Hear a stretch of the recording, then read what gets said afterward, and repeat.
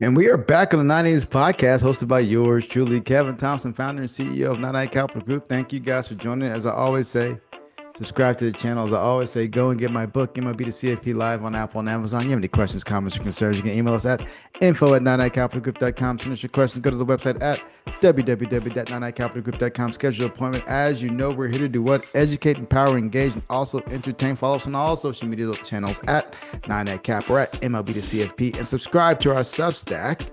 Now what? Today we're talking inflation again because they're trying to change the numbers on us.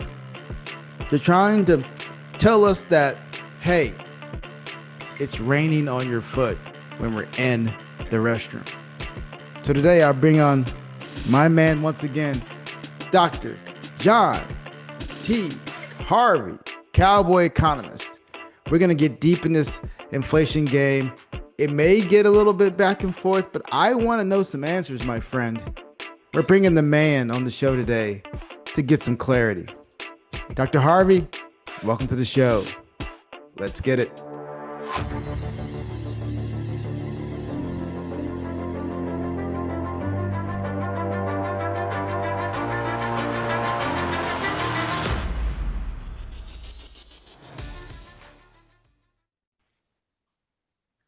We got my man, Dr. John T. Harvey, the cowboy economist, back on the show.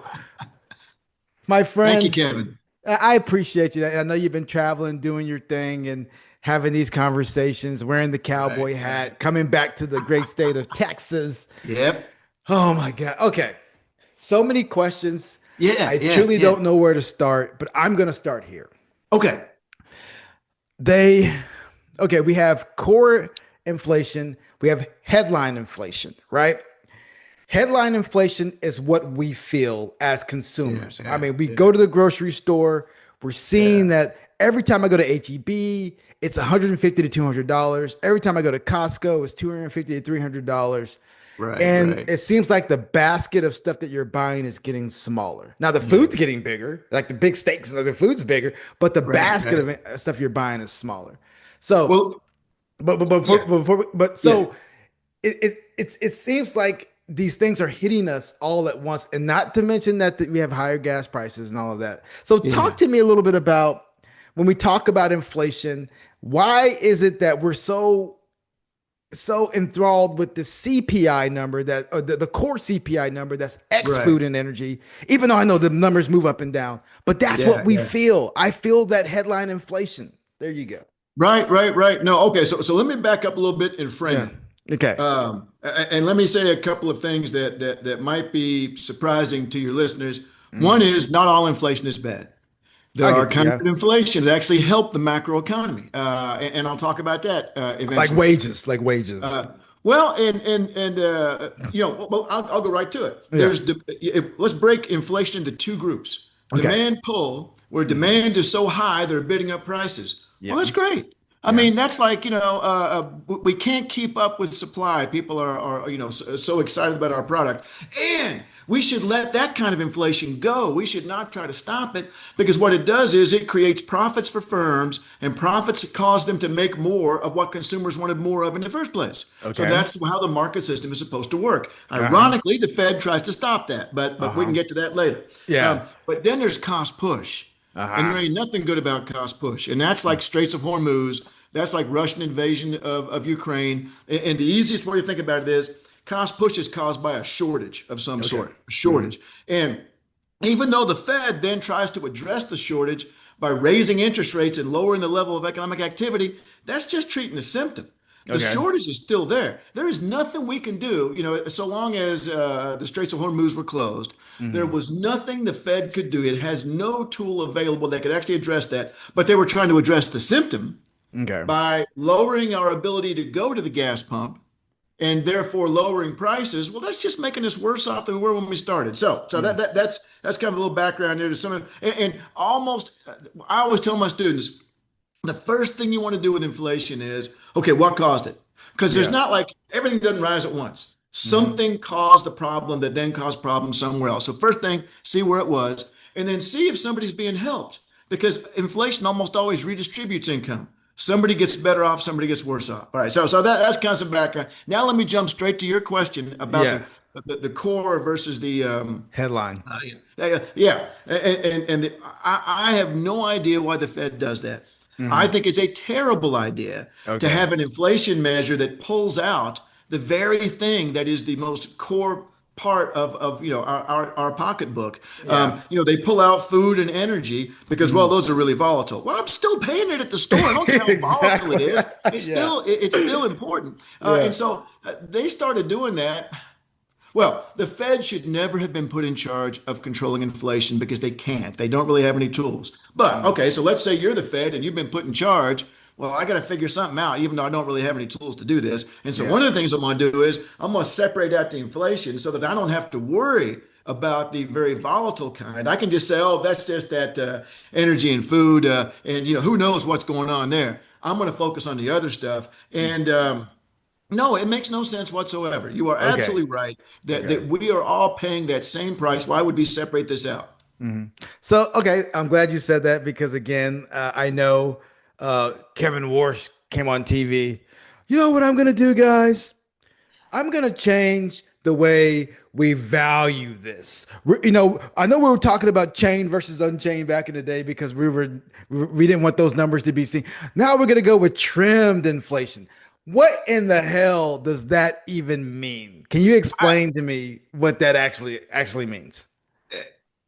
They're just getting rid of the fluctuations. I mean, but it is useless. Yeah, It is covering up a real problem that we have. And here's the other thing about the core inflation. yeah, The core inflation really is, or I'm sorry, the energy and and food. food. Yeah, Well, that filters to everything else. So why would 100%. we ignore the very core of Yeah. what is causing inflation elsewhere? So it's Is it I like could say so. it's Yeah. parlor tricks, man? It's parlor tricks. They're just like three card money. Like, hey, don't look over Right. here. Right. And that's what irritates me the most. And I'm not trying to be political on this show because this is not we're Right. not talking Right. politics here. But I'm just talking like, why are they so concerned with not just giving us the real numbers based on the fact that you can't tell people what is actually, well, I guess you can these days, but you can't Yeah. tell Yeah. people Yeah. what they're Yeah. actually seeing is not real, Right. And that's Right. what they're trying to do. They're trying to tell us what you're feeling is not real. And what you Right. were feeling is because of what happened back in the past. And Right. Right. Right. in my Right. humble Right. opinion, I think we have to just give people what actually matters right now. My food is going up, my energy is Yeah. going up, my housing prices are going up. And by the way, I want to know how you feel about this. They don't want housing prices to come down. Homeowners don't want housing prices to come down. Insurance companies don't want housing prices to come down. No one wants housing prices to come down because that hurts the person that owns the home, Well, right? that's the big asset. That's the major asset that most people have right Yeah. there. So, Yeah, so um, why would I vote for having more housing inventory? That's just gonna hurt me as the consumer. You know what I mean? yeah. So Yeah. if you like I've always said, if you show me the incentive, I will show you the outcome. And this is Right, exactly what you're right, getting right right, now. right. But Now, as I a matter, it's digress. funny you should mention that because I had a book come out in December on U.S. business cycles, but part of it was on inflation, Yeah. and I had like these. I can't remember how many there were now, 6 or 8 things you should always think about with inflation, and one of Mm. them was what incentive is being created. Yes. Because sometimes the incentive is like, oh, that's actually a really good incentive. We should allow that to happen. Mhm. Other times it's not. But you're Yeah. absolutely right. You have to think about who's gaining and who's losing. Yeah, I did an interesting analysis a couple days ago. It wasn't interesting; it's just something I wanted to do. I did my podcast like the middle class millionaire. I was saying, hey, what once used to be a millionaire back in 1980, like you would have to have $3 to $5 million today to be equivalent to that. I said, so Right, right. today, a true millionaire it probably has $3 to $5 million of net worth. And they're like, Yeah, oh, that yeah. makes sense. I said, because if you think about it, I said, if you put that $1 million in at 1980 from the CPI calculation, it's like 4.3, $4.5 million of value Right. today. And it really shows the destruction of the United States dollar over time because when you put that back to present value, when you put $1 million today and take it back to 1980, it was like Right, right, right. $233,000. So I'm like, Well, it Wow. is it's good that you picked 1980. That was Yeah. still a period of high inflation. Yeah. So that was going to be a period where it's going to be eaten away. That's something I've thought about a lot. Mhm. Is decline in the value of the currency, Yeah. and I think in an economy, this is kind of a broad theoretical Yeah. issue where we depend on contracts for so many things. Inflation is going to be inevitable because we're always going to be wanting higher and higher and higher wages. We've got a house payment. Yeah. And it's contracted, it's set in stone. We've got a car Yeah. payment set in stone. So we can't have wages that fluctuate very much, or it will cause financial difficulties for people. People already Yeah. have financial difficulties, but we can't have wages fluctuating. So we have to think about wherever we are right now as the level. Hmm. And then, we're going to be eaten away, even without things like the Straits of Hormuz or the Russian invasion of Ukraine. We're going to be fighting against, the idea that if somebody were to lower my wages, then I can't pay my house bill. I was talking about this in class one day, and a German student said, "Hey, we had a similar problem in Germany. Yeah. They were setting the physicians and the dentists' salaries by government standards, and then Mm-hmm. we're going to lower the dentists' salaries. And the dentists were like, 'How can I pay for my house now? You can't do that.'" Yeah. So I think there is a built-in tendency towards inflation just because we contract so much stuff and we can't afford to see things go down. And of course, if money is worth less today than it was 10 years ago, when I bought my house 10 years ago, that's actually a pretty good deal for me Yeah. because Yeah. I'm paying, well, so I think there's that tendency. On top of that, we've got these injections of this cost push inflation, things like, Yes. and so that makes it worse. But Uh, you're right. But I think that even Milton Friedman, yeah. Mr. Anti-inflation, was like, a little bit of inflation is a good thing. Oh, So of course, in his world, a little bit of inflation is a good thing because he's all about markets and the shareholder. Sure, it's all right, about the shareholder. You know what I mean? And, right, and right, let's just right. talk about that. So we talk about increase in prices, cost push inflation, the Yeah, stock market right now. How much? And I know you're not on that in that world because that's my yeah, world, but yeah, like it seems to me that the market, the inflation pressures in the market, especially when you have the Amazons buying some SpaceX owns such a part of this company, and these right. companies doing all this quote unquote this circular financing. All Yeah, all this cost is going into all these companies, and that goes straight to the revenue, bottom line yeah, revenue. And guess yeah, what they yeah. do with that bottom line revenue? They'll basically capitalize that. I'm a company. I can capitalize that over a 10-year period as an expense. So it's Right. just, this is straight accounting, straight bookkeeping. But guess what happens? Yeah, Stock market prices go up. yeah, Oh my yeah, yeah. God. And it's like, what are we doing? And then guess what? Stock market prices go up. That's inflationary, right? It's all inflationary at Can the end of be. the Yeah, day. yeah, yeah, And yeah. and now that price, all those prices come back to the end consumer. It seems like this game, and it's making me crazy right now, John. Seriously, Yeah. it's just making me crazy because I don't understand why the market's going up. I No. get it. I Yeah, get that the yeah. fact that we want it to go up, but I just don't understand these Right, valuations, man. But right. that's an aside. But from an Yeah. inflationary standpoint, these prices they go to the company, they go to the end consumer, but we're told that the prices are either transitory or those prices are going to be eaten by the company. Which one should we believe? Well, okay. So I read a number of things about, and you actually brought this up in your email to me. What caused the inflation that we've Yeah, experienced since COVID. yeah, In the best study I saw, and it touches on something you're talking about there. The best study I saw broke down all kind of statistics, and they believed that during COVID there were some profit margins that went up. Not all yeah. firms, of course, Hmm. but profit, and they simply haven't lowered them again. Okay. There's not the U.S. economy, well, the world economy has become less and less competitive over the last, what year is this? 40 Mhm. years or so. There's more and more concentration. And so when there's not a lot of competition, and after all, that's what Adam Smith was on about. He Mhm. wasn't on about capitalism per se. He was on about competition. And Yes. competition means that the firms have to please the customers. Well, if we have less competition, the firms don't have to, and we go Wait, right wait, back. wait, wait, Doctor Yeah, Harvey, yeah, are you telling me that we shouldn't have any $5 trillion or $10 trillion companies? Is that what you're trying to say? We shouldn't have five or yes, absolutely. ten? Yeah. That is exactly it. Yeah. That what was that? That one guy wrote something. Small is beautiful. Some Yeah. economist years ago. Yeah. I think Schumacher was his name.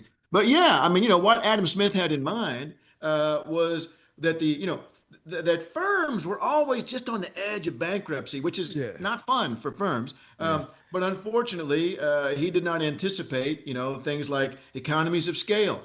We can't have 100 automobile companies Yeah. Okay. because there's such huge fixed costs to start with. So there's going to be just a few of them. So all of a sudden you've got competition or concentration in that industry. You've got it in the finance industry. And just as you were describing a minute ago, and they're all interlocked with each other. Hmm. So I worry more than inflation. I worry about the people down at the bottom rungs. Hmm.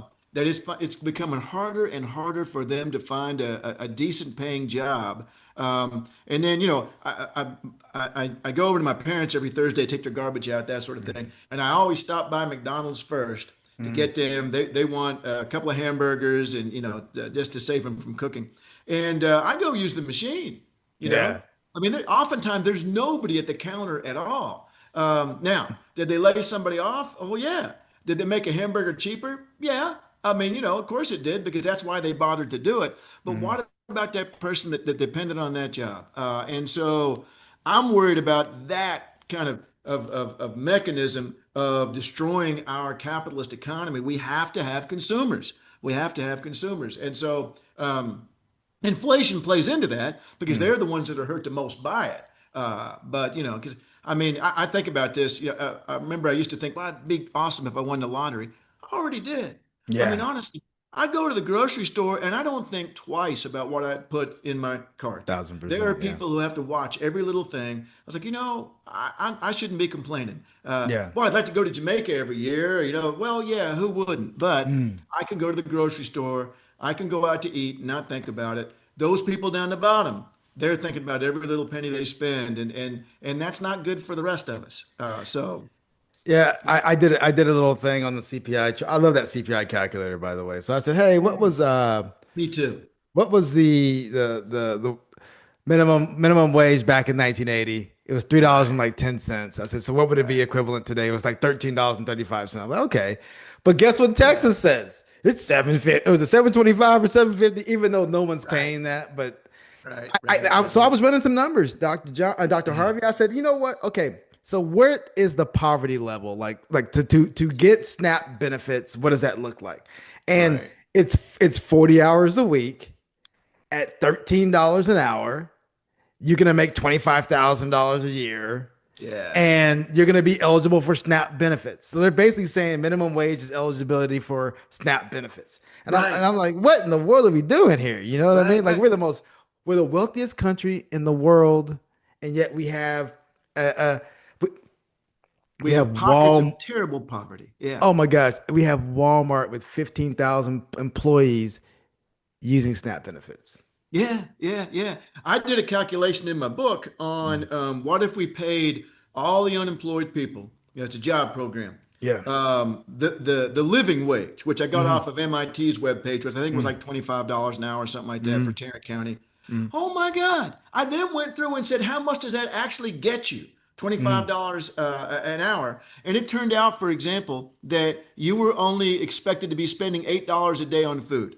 Um, Yeah. I know. So, I Hey. mean, even the living wage is ridiculous, how low Yeah. it is. But I calculated in what if we also gave these people childcare? What if Mm. we also gave these people health care? It would cost one eighth of at the most, Mm. one eighth of the defense budget to employ all the unemployed people from 2000 to 2020, which includes Mm. two of the worst economic downturns in since World War Wow. II. Wow. And you wouldn't have to hire them all because as soon as you started hiring a couple, then they would create demand at Walmart, and then Hmm. Walmart would hire some more people, and so forth. So, is it inflationary? Yes, it's going to be inflationary at first, absolutely, because if you're paying somebody $25 an hour in this government job, which by the way would be oriented towards social problems, Hmm. don't open up a chain of hamburger stands. Private Mm. sector does a great job with that. We don't need to have that. We need Mm. to address climate change. We need to address the elder care crisis. We need to address the rundown areas. But anyway, so if I've got a choice between McDonald's and $25 an hour with the government, guess where I'm going? So McDonald's is going to have to charge more. But you got Yeah. to ask yourself, is it right? And you just implied this earlier. Is it right for a firm to exist because they are basically paying, poverty wages? Yeah. And if we believe morally that it's not right, then we're going to end up paying more for a Big Mac. We just Yeah. are. Yeah. And so, and I always use the example, and I hope it's not offensive to anybody, that the Emancipation Proclamation made cotton more expensive. But you know Yeah. what? Yeah. That's not what it was about. I mean, of Yeah. course, it made things more expensive not to enslave people anymore. Yeah. But yeah, but that's okay, isn't it? Yeah. So we're talking about the same thing here. That we're to pay people more is going to cost a Big Mac. It's going to cost more to get a Big Mac. Mm. Okay. I Yeah. mean, we're not treating people like dirt anymore. Do you know I what mean, people don't understand? And I think this is very valuable. People don't understand. I think I said this on a show before. I said they always talk about, oh, the taxes over in Europe are insane. These guys, yeah, I said, do you guys understand how this works? I said they yeah, get trans- public transportation, they get right, health care, they right, get child care, they get right. weeks off from their job. I Yeah, said, yeah, if yeah, you take in all of that and yeah. and they're this they may be paying 37 to 40%, but even when you take in all of that and taking all of your own expenses, Right.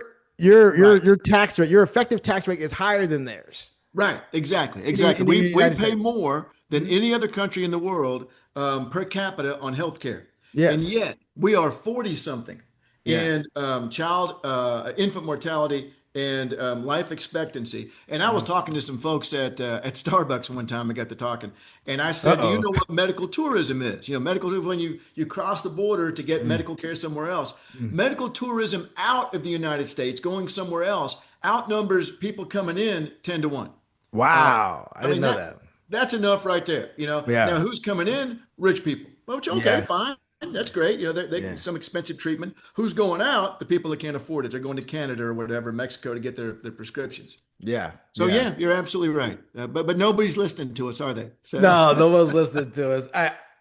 The Fed is constantly talking about this 2% target. I want your opinion. Is that realistic? Or should we just not just anchor it at 3%?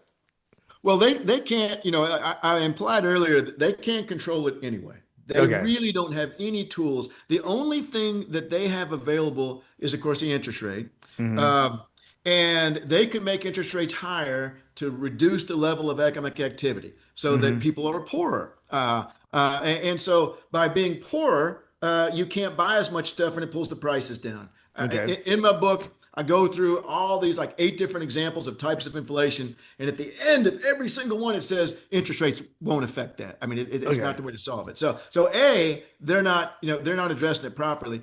B, as far as a specific target, we just got to take these things as they come. I mean, for Okay. example, when Russia invaded Ukraine, what the government should have been involved in doing is what they did during COVID. They did the right thing during COVID. They were like, whoa, let's try to set into motion the stuff that we're going to need to address this problem. Hmm. During COVID, what was going to cause prices to go up? Nobody could go to work. All right. Yeah. So okay, let's work on a vaccination, and let's put all these resources together and do that. So with Ukraine and Russia, we have to start saying, okay, where else can we get oil? Now there's going to be inflation. There was a shortage, and if somebody else was already cheaper, we'd already been using that. Hmm. All right. So there's going to be some prices going up. Now, having said all that, what can you do about people, say, on fixed incomes? Yeah. That's a big problem. But we can address that. Raising interest rates doesn't help them. Yeah. Well, I mean, they might with their retirement savings, but there's no direct impact. So you have to look. One of the interesting things about writing the book, I went over every U.S.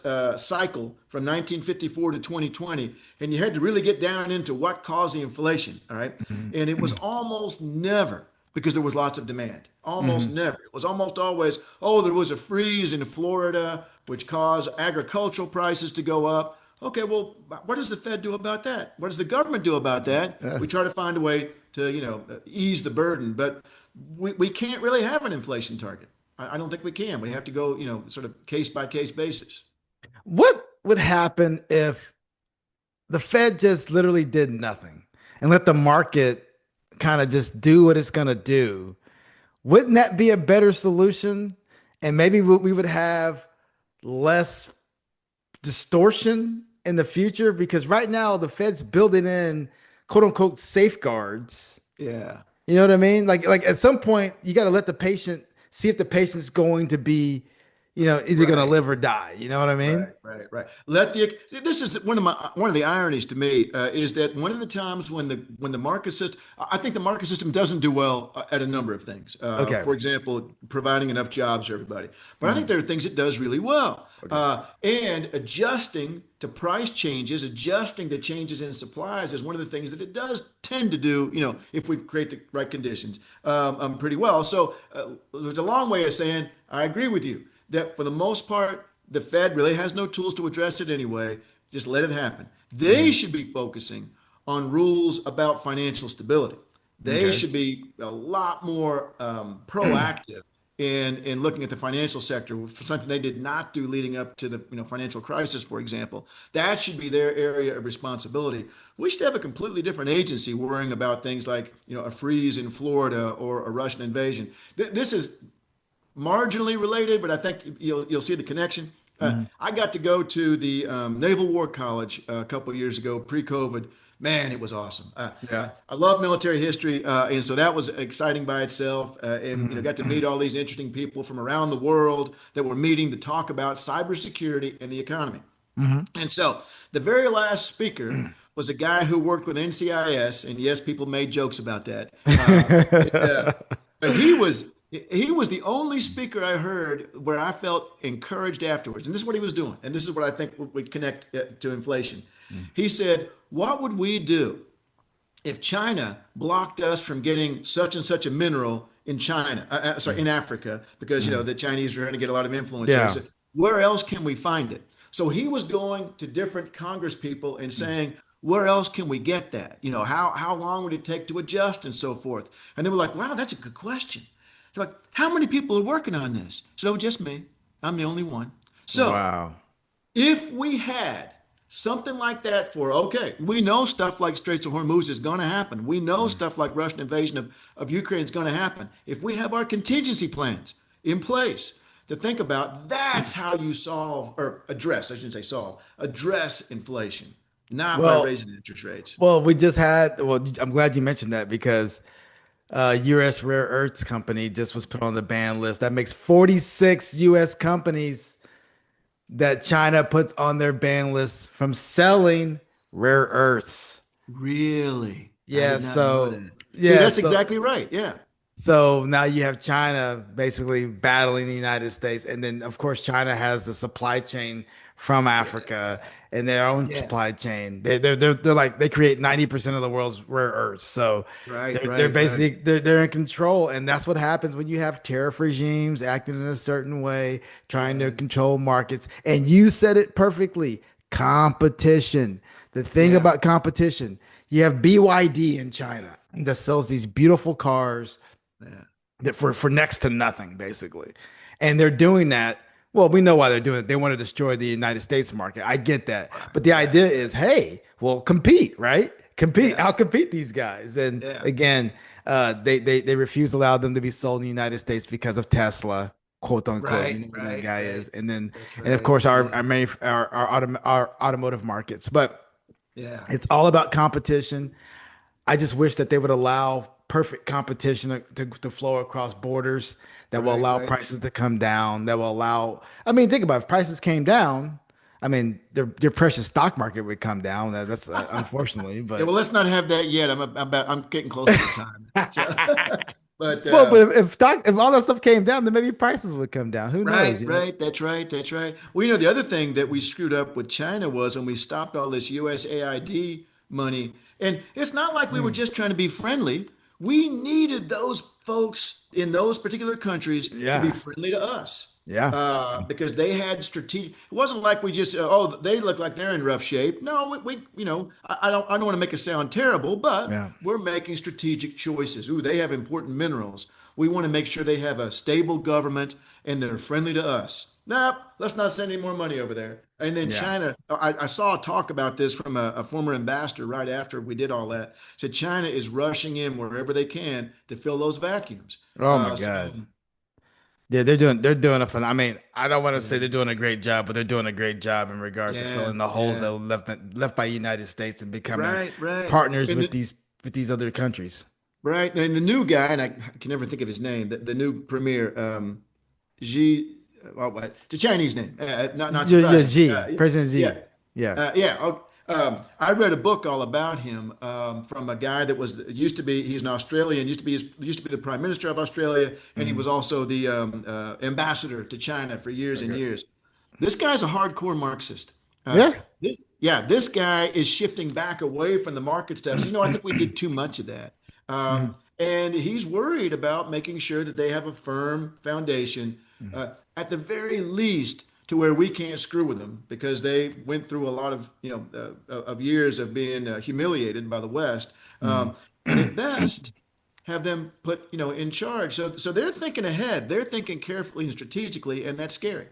So. So that's what that. So if you read the little red book, I know Mao Zedong's book, I do but have it somewhere because yeah, yeah, I saw it in an antique store. It's like I gotta yeah, have yeah. this. They talk about China's plan. They don't plan like we do. We're not planning for today or tomorrow. They're like 10, 15, 20 year plans that they're Yes, always down the. that We're is not thinking about exactly today. right. Yeah. Yeah, yeah, So that's exactly what they talk about is these long-term plans. We know it can't happen overnight. yeah. So anyway, but yeah, And they, that's scary as well. and they built a very fascinating engineering economy instead of they call us the lawyerly economy. We're a nation of lawyers. He said, but we Oh we God. build things. That's what we do. We Well, build things. that's right, because we have shifted from building things to managing money. Yeah. That American firms, and you described it perfectly earlier on, that we're managing wealth is what we're doing. Mhm. We're going over various accounting techniques to try to maximize shareholder value and so forth, and they're making stuff. Yeah. And so far, we've been lucky in that they have been willing to accept those little green pieces of paper in exchange for things like cell phones. Well, Um, we know that's changing. So that's well, that's the gonna. my actual area is exchange rates, and Mhm. people would ask me for years what would happen if the dollar weren't the reserve Reserve. currency. I said, well, that Mhm. would really suck, but I don't see it happening anytime soon. Well, we sure have accelerated it. Oh my God, So I dude. So still think we're relatively safe because this is what I always come back to. All Mhm. right, so you're thinking about where to put your retirement savings in the currency of a Chinese dictatorship.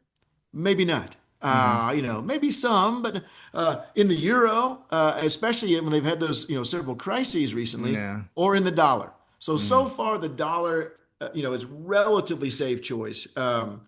But yeah, I didn't think we'd be, this far along. And there's my dog. He's upset about the dollar not being a currency anymore. No, Uh, but but you just mentioned that. There's a couple more questions. You just mentioned that because you talk about the dollar, and I always got to go back to you with this because I know you're an MMT guy. I get it. yeah, You say there's some short. of it I think makes sense. Yeah, yeah. Yeah.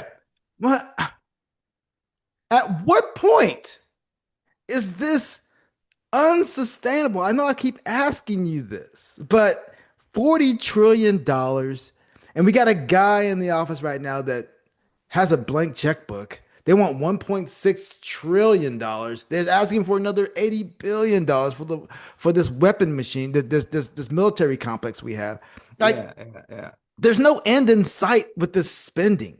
So, what is the answer outside of inflating our debt, right? Or inflating the current, well, not inflating the currency, Yeah, inflating our way out of debt, yeah, yeah, or using these esoteric vehicles like stable coins and all this yeah. stuff and throwing our debt into this market where we truly don't understand what's going to happen to it in the first place. I just don't understand, like, how do we get ourselves out of this? Well, we're not in a problem.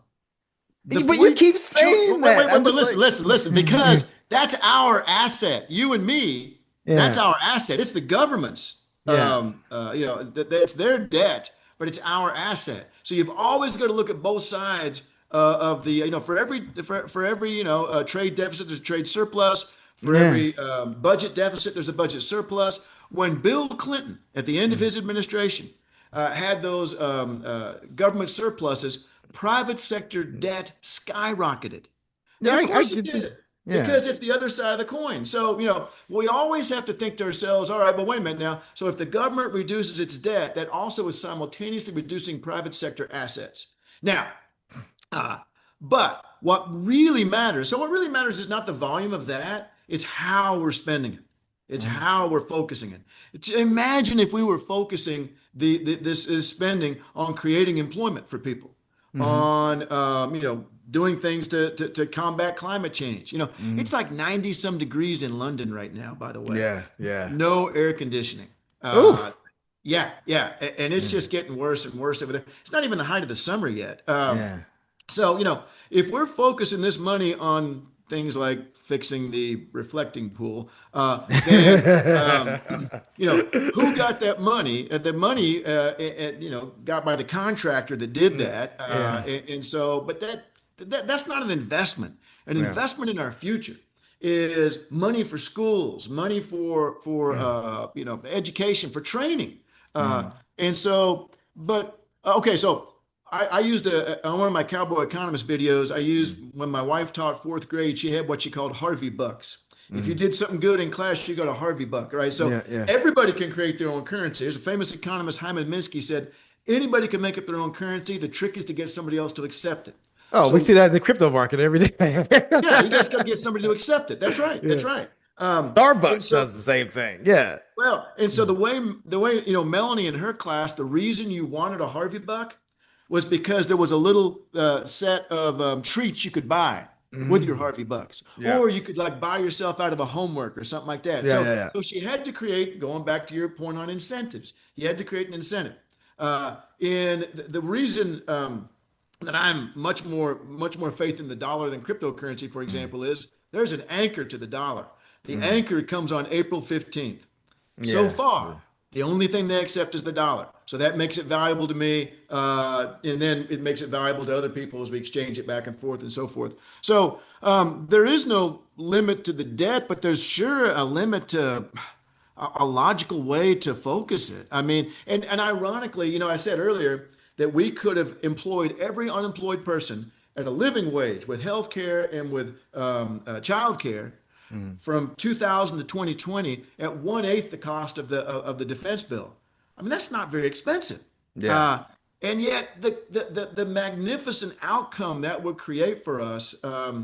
But, we okay, so I did an interview the other day where I said, nobody's listening, but maybe we can keep the idea alive. If we keep Okay. talking about it, maybe it's some other generation that can say, wait a minute, I heard something about that before, and there is a way to address that. Maybe we should try this, but I don't see it Yeah. happening anytime soon, I'm afraid. Okay. So I'm gonna finish this off today because again, inflation is one of those things that it just I get irritated when I see Kevin Warsh come on screen. Quite frankly, I really do. I see his face. I'm seeing him, and then I see like the Scott Bessents of the world and all these guys that Kevin has, whatever these guys' name. The other guy comes on, and they just sit there and they're just like so smug. And they're like, "Whoa, Right, the economy! right, I'm like, this is what we're." right. And you know what? You know what irritates me, John? This is what irritates me. I know too much, and I know I read so much, and I'm like, I wish I didn't know that they were full of, Yes. you know what I Yeah. mean? Yeah. And Yeah. that's what irritates me the most. I'm like, he's lying. This person doesn't know what they're talking Right. about. Right. I said, I don't know I don't know a lot of stuff, but I know what SHIT is, and that's what that is in most Yeah. cases. Yeah. Yeah. Yeah. What always gets me is when they have an economist on TV and they say, well, it's just supply and demand. That doesn't mean anything. Nothing. So be specific. It's like say, well, it's the hand of God. Yeah. Okay, that's so give me a logical explanation. Yes. I don't care, as you've implied before. I don't care right, left, center. I don't Yeah. care. Just make it work. I think there Yes. are some basic things that we should have. And that, by the way, I give these talks I just did one to white conservative businessmen the other day on Ooh. socialism. How was that? They were like, "Oh yeah, no, that makes sense." No, they were fine with it. Okay. Okay. Yeah, because you just got to be. I mean, I wasn't talking. I talk about being two kinds of socialism. Big S socialism is the state owns the means of production, and Okay. nobody's really in favor of that. Mhm. Little S socialism is when we distribute a good or service by a means other than income. Hmm. When I got this cell phone, it was by income. That's Yeah. how I get to have one of those. Yeah. But if I saw somebody breaking in my house right now, I could call up the police and they'll Mm-hmm. show up here, and I don't have to write a check. Now, you might Hmm. say, but you paid taxes. Not necessarily. I could be a German tourist in the stockyards. And Yeah. if I'm getting robbed, I get the right to have the police come and help me. It is from, and this, and I told this to this group here, and they kind of laughed about it. I said, here comes some Karl Marx. I said, Uh-oh. from each according to their ability. So we pay taxes into the Fort Worth Police Department, and we pay by our ability to pay. All right. Yeah. And to each according to their needs. Hmm. That's what Marx said socialism was going to be. Hmm. And so I'm getting robbed. I need a police officer. So, and then we're like, yeah, okay, all right. Yeah, there's places for socialist institutions. Hmm. So I hope it's true. I started the whole talk off with I still believe that we agree on more than we disagree about. But Thousand that percent. yeah, there are people out there who benefit from us disagreeing with each other. 1000%. And so they're encouraging that. So I'm hoping that, what I said to them, I'm hoping here today we can talk about something where you're going to say, oh yeah, okay, no, fair enough. And that's what they did. They were like, okay, whatever. And now we got these states talking about abolishing property taxes. I'm like, what are you talking Oh, about? Like, yeah, okay, you know yeah, what? I yeah. said, go ahead and do that. And then when your house is on fire, just get your neighbor to get his water hose and just Right, spray it with the dang right, water hose. right, And right, when somebody's kicking in your door at night, just make sure your neighbor has his gun ready to go chase the guy down. right. That's You know right. what I mean? There People was a don't Simpsons. understand what they're saying, man. Right. Because like, these politicians who want to get voted for Yeah. are putting out these BS ideas to get people all fired up and to do things that are essentially against their own best interest. There was a Simpsons episode years ago where they wanted some new public service and they're marching down the street. I think a bear showed up in Springfield and they wanted to, but we don't want to pay for it. And that's Yeah. exactly right. They wanted this new public service, but I don't want to pay for it. I said, well, Yeah. that's not the way it works. And by the way, state and local governments, they don't make their own money. They Yeah. do depend on taxes and bonds, and they have to think about these things. Oh, and what's even funnier, especially here in Texas, we always Mm, talk about we don't want property taxes and all this other stuff. But you just built a new $30 million stadium for a high school that's only yeah. in use a third of the year. Right, right, Oh, but right, guess what, Kevin? That didn't come from yes, it came from your fund. It came from your property taxes. You don't do right, enough research to know that the bond is being right. funded by your property taxes. Yeah, yeah, no. I'm sorry. It's I'm very sorry. frustrating. Well, Yeah, well, yeah, yeah. well. This is the last thing I got for you. We're gonna go real fast right here. One word, Yeah, short answer questions. yeah. Is inflation defeated?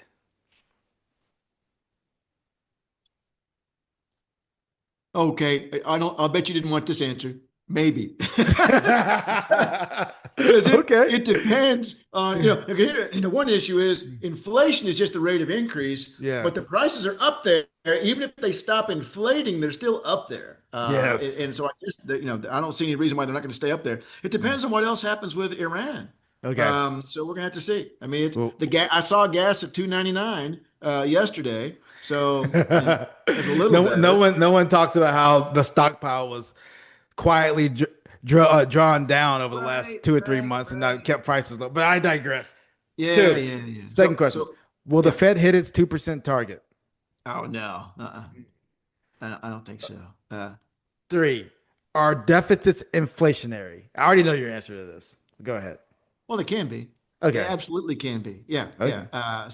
But I guess I then come back to, oh no, Mm, the economy is growing really fast and we have inflation. Okay, great. I'm mm, happy with that. There's a lot of those MMT people that make a big argument over there won't be any inflation, and I mm. don't make that argument. I don't. I say, Okay. there probably will be. Thank Uh, God. Thank yeah, God. Because that leads me to my yeah, next question. Is yeah. MMT dead? No. As a matter of fact, I just got an email yesterday from a guy in Scotland who's working on policies to make Scotland an independent country. Hmm. And he was using my exchange rate model to do various forecasts of various scenarios, but he was very MMT oriented, the whole Okay. thing. So I think that I don't want to go into great detail on this, but I already alluded to it. One of the things you have to do even if you can't get the idea over the top, you got to keep it alive. I Mm. actually have an article coming out in a journal all about the success of MMT, but how it kind of stopped. Okay. And I wrote it together with a guy who is a communications professor who understands much better than I do how these movements work and so forth. So Hmm. I'll send you a copy when it comes out. Okay. But Biggest anyway, so inflation, biggest inflation risk over the next 5 years. always to me is oil. It's been oil ever since 1973 when Yeah. the OPEC oil embargo. It has Yeah. worried me to death. So energy, Mm. because energy feeds into everything else. Now, I thought we were past it, but then we had Ukraine and then we had Hormuz. Yeah. But that to me is the one that always worries me the most. And we have Venezuela. Somehow Oh, that's in the that's right. That's background. I right. mean, Yeah. somebody that's in the background somehow. That was so long ago. I don't even remember now. Oh So, my yeah. God. And the last thing, last question. Yes. Biggest inflation myth Americans believe. The first one that came into my head, I don't know if it's the biggest one, Yeah. is that the Fed actually has any control over inflation because That's they great. simply don't. Yeah. Gotcha. Yeah. Yeah. Dr. Harvey, you're a breath of fresh air, my friend. I thought I was gonna come in. I was getting my boxing gloves ready. So I'm gonna go after Right, this right, guy today, right. man. We're gonna. But you started agreeing with me. I was like, okay, we're on the Yeah, same no, page no. today. Yeah, yeah. I try to be very rational and calm about these things. So, well, it's great talking to you. Always look forward to it. Man, I appreciate you, man. We'll have you back in a month or two. But thank you so much for this opportunity, man. And I appreciate your kind-hearted gesture just to jump on the show and give us some insight. Oh, no problem whatsoever. And may the force be with you. I appreciate you, man. Thank you All again. right. Talk to you later. Bye. Bye. We just had Dr. John T. Harvey on the 98s podcast today, talking about inflation, talking about the Federal Reserve, kind of getting us some insight on his beliefs on is inflation something that the Federal Reserve can control? His vision, his method, his thought process is the Federal Reserve has no control over inflation, so why are they trying to control it? I tend to agree. I tend to lean towards his ideology on those things. He knows what he's talking about. He's written several books on these things. And I want to thank him for being on the show. As you know what? Subscribe to the channel. Go and get my book, MLB to CFP, live on Apple and Amazon. You have any questions, comments, or concerns, you can email us at info@99capitalgroup.com. Send us your questions. Go to the website at www.99capitalgroup.com. Schedule an appointment. As you know, we're here to do what? Educate, empower, engage, and also entertain. Follow us on all social media channels at 99cap or at MLB to CFP, and subscribe to our Substack. Now what? Is inflation dead? Maybe. But I know we're feeling it. Thank you guys for listening. Stay home and stay safe, my friends. I'll see you again soon.